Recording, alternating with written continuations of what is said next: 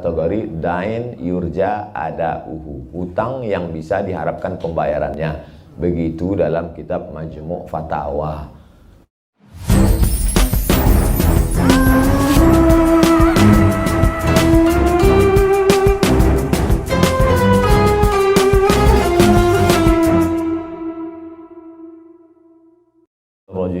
Min ba'di wasiyyati yusi biha aw dain. Harta warisan baru boleh dibagi setelah dikeluarkan dua. Yang pertama wasiat, yang kedua bayar utang. Makanya jangan senang dulu kalau orang tuanya punya harta warisan 1 miliar. Boleh jadi wasiatnya 300 juta, utangnya 2 miliar.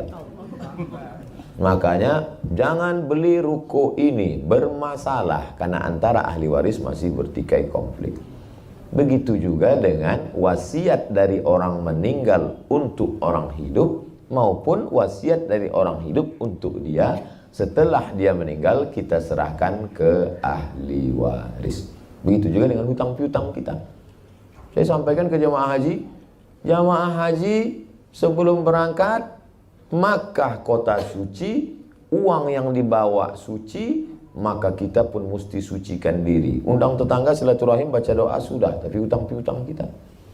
Nangis jemaah. Kenapa Pak? Saya malu jawabnya di sini Pak Ustaz.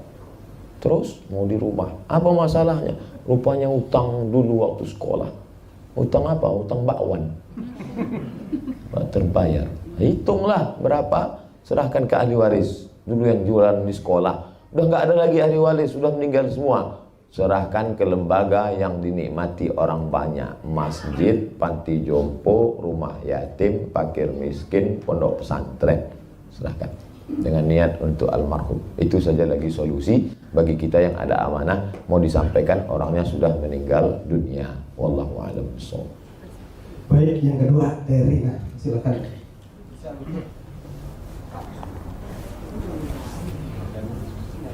Baik, assalamualaikum warahmatullahi wabarakatuh. Waalaikumsalam warahmatullahi. Ustaz, saya mau tanya, kalau misalnya mencari keberkahan melalui makanan-makanan misalnya yang biasa dimakan oleh Habib, Ustazah, setelah misalnya diberikan, tetapi sisa dari makanan-makanan Habib atau Ustazah itu tidak habis, apakah kita sebagai murid-muridnya ini untuk memakan sisa dari makanan Ustaz atau Ustazah atau Habib tersebut disyariatkan untuk mendapatkan berkah atau bagaimana? Terima kasih.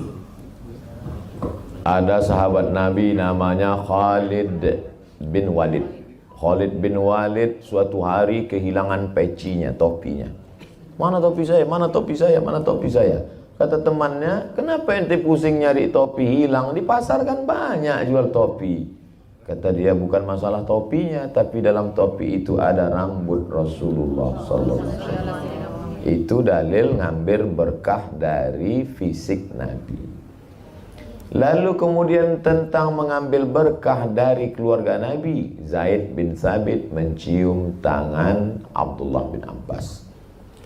3. Ada sahabat Nabi namanya Anas bin Malik. Seorang perempuan bernama Ummu Sulaim menyerahkan anaknya kepada Rasulullah SAW. Aku miskin, tidak punya unta, tidak punya kuda, tidak punya harta. Yang lain menyerahkan hartanya, aku tak ada, aku serahkan anakku untuk menjadi pembantumu ya Rasulullah. Umurnya 10 tahun. Anak itu bernama Anas bin Malik. Anas bin Malik menjadi pembantu Nabi 10 tahun. Apa kata Anas bin Malik? Aku cium telapak tangan Nabi, atyabu min rihil miski, lebih harum dari semerbak kasturi. Itu dalil mencium tapak tangan Nabi SAW. Aku rasakan tapak tangan Nabi, atyabu min rihil miski, lebih harum dari semerbak kasturi, lebih halus daripada sutra. Begitulah lembutnya tapak tangan Nabi Muhammad SAW. Ada sahabat Nabi namanya Asma. Asma melihat tempat air minum Nabi namanya qirbah. Qirbah itu kulit kambing yang dijahit untuk tempat air minum seperti film koboi. Geribah bahasa kita, bahasa Arabnya qirbah.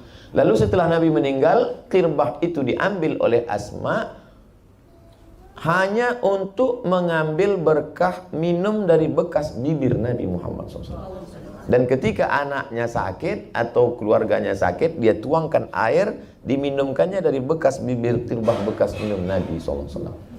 Lalu apa hubungannya dengan ustadz ustazah dengan Habib? Hadis menyebut al-ulama warasatul anbiya, ulama pewaris para nabi. Di situ dasar pengambilannya. Kalau ustadz sendiri, saya lihat-lihat dulu. Saya lihat dulu ulamanya, saya lihat dulu. Nah, takutnya saya barokah nggak dapat, TBC pindah. Bukan berarti kita rasional. Duduk saya dengan Habib Ahmad bin Muhammad bin Alawi bin Abbas Al-Hasani Al-Maliki di Makkah. Habib Ahmad minum, saya minum minuman Habib Ahmad. Habis itu Habib Ahmad makan, saya makan sama dia. Habib itu Rasulullah SAW. Ini ada ustadz, pendidikan nggak jelas, belajar kemana, rokok nggak putus. Sebab itu maka idza ra'aitar rajul, kalau kau lihat ada orang yatiru fil hawa, terbang di atas awan, yamshi 'alal ma', berjalan di atas air, bisa terbang di awan, bisa jalan di atas air, la tartar, jangan tertipu, jangan terpukau, tapi pandanglah bagaimana istiqomahnya dalam agama. Ada guru kita, ustadz kita, habib kita, orangnya wara, zuhud, rendah hati, berjamaah, zikir, kita ambil barokah sesuai. Tapi masalah ini bukan paksaan, tidak masuk, bukan rukun, bukan syarat, bukan wajib, hanya termasuk mencari barokah dan fadilah. Dalilnya ada. Wallahu a'lam. Baik, yang ketiga silakan Pak. Assalamualaikum warahmatullahi wabarakatuh. Waalaikumsalam. Kami dari Batu Jajar Bandung ingin menanyakan, ada dua pertanyaan di Pak Ustadz. Yang pertama tentang haji. Nah, kita berangkat haji karena kaitannya dengan yang pegawai negeri sipil TNI Polri. Misalnya mereka ini diberikan utang oleh BRI misalnya dalam jumlah yang lebih besar. Namun dia dalam perjalanan hutang piutang ini dia sudah mampu untuk berangkat ke haji. Sementara hutang piutang di BRI ini belum lunas. Nah, kaitannya dengan hadisnya itu mengatakan bahwa bagi orang yang mampu, katanya. Mampu itu berarti dalam arti mungkin secara finansial, secara fisik atau secara ilmu. Untuk yang pertama. Yang kedua, Pak Ustaz, boleh kedua ini? Dua boleh? Ya. Yang kedua, kaitannya dengan Bismillahirrahmanirrahim yang pernah kami pelajari. Huruf Bismillahirrahmanirrahim ini ada 19 huruf. Namun di dalam ajaran ini selalu membawa ke arah kemakrifatan. Di dalam ajaran itu, ya, kaitannya dengan sifat 20 sifat 20. Sifat Allah yang ke-20 itu sampai mutakaliman itu sampai ke Bismillahirrahmanirrahim, mim terakhir. Nah, kaitannya dengan huruf yang pertama yang tidak tertera di dalam Bismillahirrahmanirrahim, huruf alif rahasia itu katanya ada di dalam diri kita untuk melengkapi daripada 20 sifat tadi. Mungkin untuk penjelasan seperti itu. Demikian. Assalamualaikum warahmatullahi wabarakatuh. Waalaikumsalam warahmatullahi wabarakatuh. Pertanyaan pertama, bolehkah berhutang untuk ibadah? Kurban bulan Zulhijjah. Kita punya padi, nanti panennya bulan Muharram. Maka saya ngomong sama Haji, Pak Haji Titamtomo, ya, pinjam saya uang Pak 5 juta. Untuk apa Pak Ustaz? Untuk saya kurban bulan Zulhijjah. Insya Allah itu padi saya sudah menguning. Nanti bulan Muharram panen. Boleh. Kenapa? Ini termasuk dain yurja ada ada hutang tapi yang diharapkan membayarnya ada. Nah, itu boleh. Yang tak boleh itu, Pak Haji pinjam saya 5 juta. Bayarnya apa? Serahkan pada Allah SWT. Karena dia punya gaji pokok 5 juta, diambilnya 4, yang 1 itu dia setorkan sampai masanya tetap juga terbayar. Andai dia meninggal sekalipun di tanah suci, tetap ada pensiunnya. Maka termasuk dalam kategori dain yurja ada hutang yang bisa diharapkan pembayarannya. Begitu dalam kitab Majmu' Fatawa. Majmu' kumpulan fatwa. Tapi katanya yang berangkat itu walillahi 'alan nasi hijjul bait, dianjurkan berangkat man istata'a ilaihi sabila, bagi siapa yang mampu. Dia cukup mampu. Karena kondisi zaman dulu punya onta langsung pergi ke Makkah. Zaman sekarang punya uang belum tentu bisa berangkat. H plus saja belum tentu bisa berangkat. Plus pun sekarang mesti 3 tahun nunggu. Nah, oleh sebab itu maka dia nabung, dia bayar, dia store. Lalu kemudian setelah 10 tahun berangkat, sisa 2 tahun, tetap utangnya itu tidak menyebabkan hajinya tidak sah. Hajinya tetap sah. Yang kedua, ada dalil tertinggi Quran. Di bawah Quran, hadis. Di bawah hadis, ijma'. Ijma' konsensus, kesepakatan. Di bawah ijma', qiyas. Qiyas itu artinya analogi. Analogi mencari hukum yang belum ditetapkan oleh Allah dan Rasulullah kepada hukum yang sudah ada dengan melihat titik persamaan. Contoh sabu-sabu, tak ada dalam Quran. Tak ada sabu-sabu dalam Quran, dalam hadis. Dari mana pengambilan sabu-sabu? Qiyas, analogi. Dikiaskan ke khamar. Kalau khamar menghilangkan akal, sabu-sabu lebih menghilangkan. Maka hukum khamar sama dengan hukum sabu-sabu. Itu namanya qiyas. Tapi ada 6 lagi dasar pengambilan hukum dalam Islam. Syar'u man qablana, saddu zara'i, qaulus sahabi, istihsan, istishab, 10 pengambilan hukum. Pertanyaan yang kedua, bahwa bismillahirrahmanirrahim banyak beda dengan iqra bismi rabbikal ladzi khalaq. Kalau bismillahirrahmanirrahim banyak enggak pakai alif. Kalau iqra bismi rabb banyak pakai alif. Bismillahirrahmanirrahim alifnya enggak ada. Alifnya itu ada dalam diri kita, bentuknya seperti huruf alif bercahaya. Tidak ada dalam Quran, tidak ada dalam hadis, tidak ada dalam ijma', tidak ada dalam qiyas. Lalu orang mengaku dia mendapat itu dari ladunni, mendapat dari ilham, mendapat dari... Boleh jadi itu dapat dia untuk diri dia sendiri sebagai ilham. Dia tidak disuruh untuk mengajarkan. Boleh jadi dia dapat itu dari perenungan dia. Tapi yang lebih selamatnya kalau kita dapat ilham untuk diri kita saja. Adapun kita ajarkan siapa yang tidak tahu huruf alif pada bismillah ini bahwa dia cahaya dalam dirimu, maka saya sendiri sampai sekarang tak berani mengajarkan kalau tidak dari guru-guru itu kepada guru bersanad. Makanya saya lebih selamat selalu mengatakan menurut Imam Hanafi, menurut Imam Maliki, menurut Imam Syafi'i.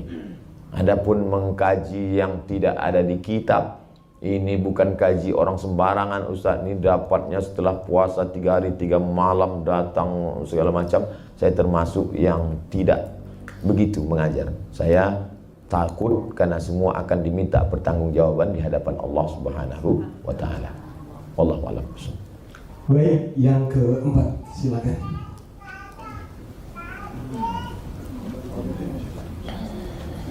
Assalamualaikum warahmatullahi wabarakatuh. Waalaikumsalam warahmatullahi. Yang terhormat Sohibul Bait, yang saya hormati Ustaz Abdul Somad. Nama saya Santo Kurniawan, pangkat saya 1. Saya anggota dari Mayor Infanteri Andi Avandi. Jabatan saya Bintara Operasi. Saya mau bertanya Pak Ustaz mengenai teknologi, ilmu teknologi dan kemajuan zaman ini.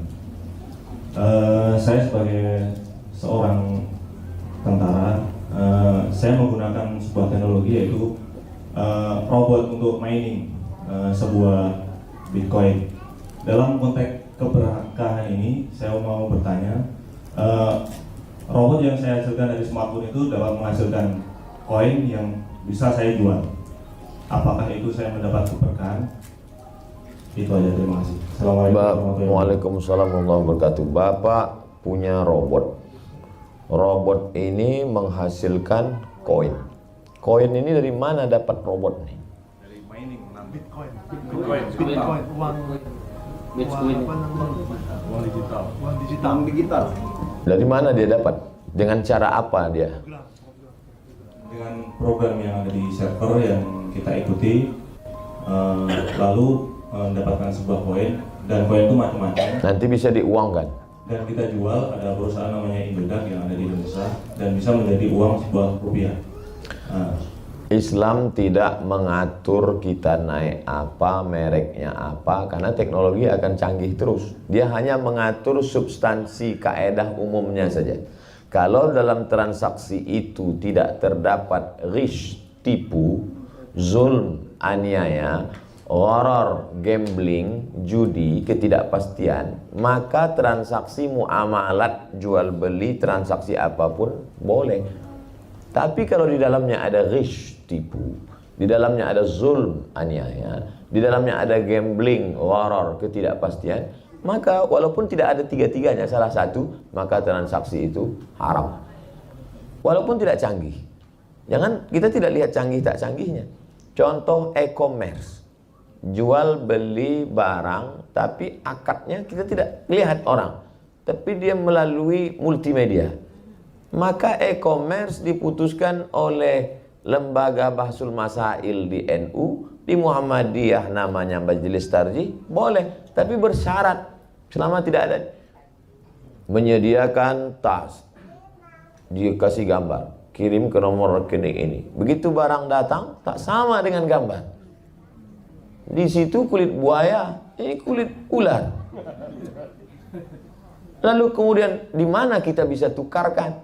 Makanya harus ada aturan klik. Kalau tidak ada di kota ini, bisa perwakilan di kota ini. Nomor kontak person, orangnya jelas, sehingga terhindar dari yang tiga. Jangan ada tipu, jangan ada zulm, aniaya, jangan ada gharar, gambling, ketidakpastian.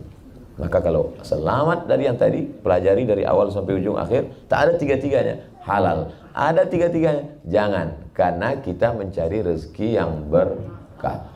Duit hantu dimakan setan. Tak ada berkah, cuma numpang lewat aja di tiga, cuma numpang dosa aja, itu apa? Nauzubillah. Baik, yang selanjutnya masih ada waktu ya Ustaz? Saya ikut Sohibul Bait sama panitia. Ayah, oke, silakan ya. Silakan untuk selanjutnya. Assalamualaikum warahmatullahi wabarakatuh. Waalaikumsalam. Mohon izin penjelasannya Pak Ustaz berkaitan dengan keutamaan perempuan, apakah sholat di masjid ataukah di rumah. Itu yang pertama. Yang kedua berkaitan dengan masyarakat Indonesia yang pada umumnya merokok. Mohon penjelasannya berkaitan dengan hukum merokok Pak Ustaz. Terima kasih. Tidak ada ayat dalam Quran cerita tentang tembakau. Tidak ada hadis Nabi bercerita tentang rokok. Abu Bakar, Umar, Utsman, Ali, Thalhah, Zubair, tak ada cerita mereka merokok. Maka karena tidak ada dalam Quran, tidak ada hadis, maka ulama berijtihad. Lain ulama, lain hasil ijtihadnya. Hasil ijtihad Syekh Ali Jum'ah Mufti Mesir menetapkan rokok haram. Hasil ijtihad Mufti Mesir Syekh Nasr Farid Wasil, waktu saya kuliah, ditempel di dinding-dinding masjid. Mamnu tadkhin, dilarang merokok. At-tadkhin haramun syar'an, merokok haram. Majelis Tarjih Muhammadiyah menetapkan rokok haram. Menurut Majelis Ulama Indonesia, rokok haram bagi ibu hamil, ibu menyusui, anak-anak, orang tua, orang sakit. Tapi bagi orang yang sehat tidak sampai haram, hanya makruh. Saya hanya jelaskan semuanya, pilihlah. Kalau ulama memilih dalil, maka kita memilih hasil ijtihad. Ustaz sendiri merokok, saya tidak merokok. Ini masalah nomor 2. Masalah yang pertama, perempuan itu sholat di masjid apa di rumah? Pertama, kalau kita pergi ke Masjidil Nabawi, menghadap ke arah kiblat, pintu sebelah kiri itu ada 3.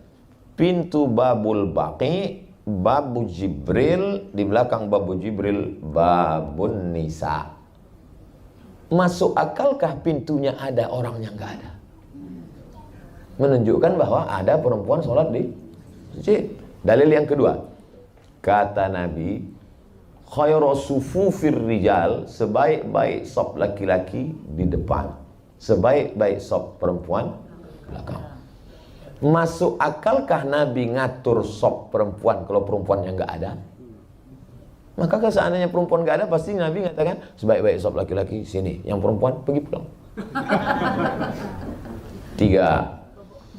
Nabi bercerita tentang sahabat i'tikafa Rasulullah sallallahu alaihi wasallam. Nabi i'tikaf ketika masih hidup.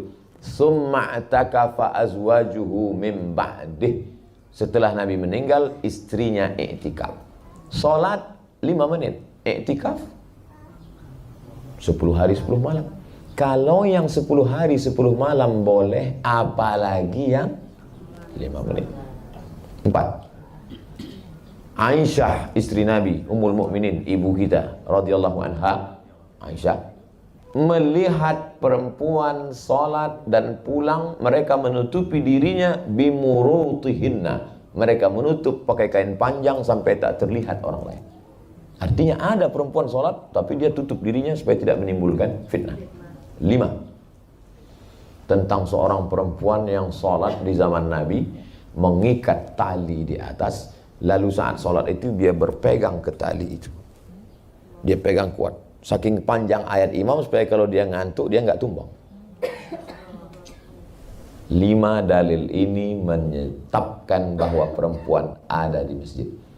Maka saya setelah membaca pendapat ulama, perempuan sholat ke masjid hukumnya boleh dengan syarat dan ketentuan berlaku.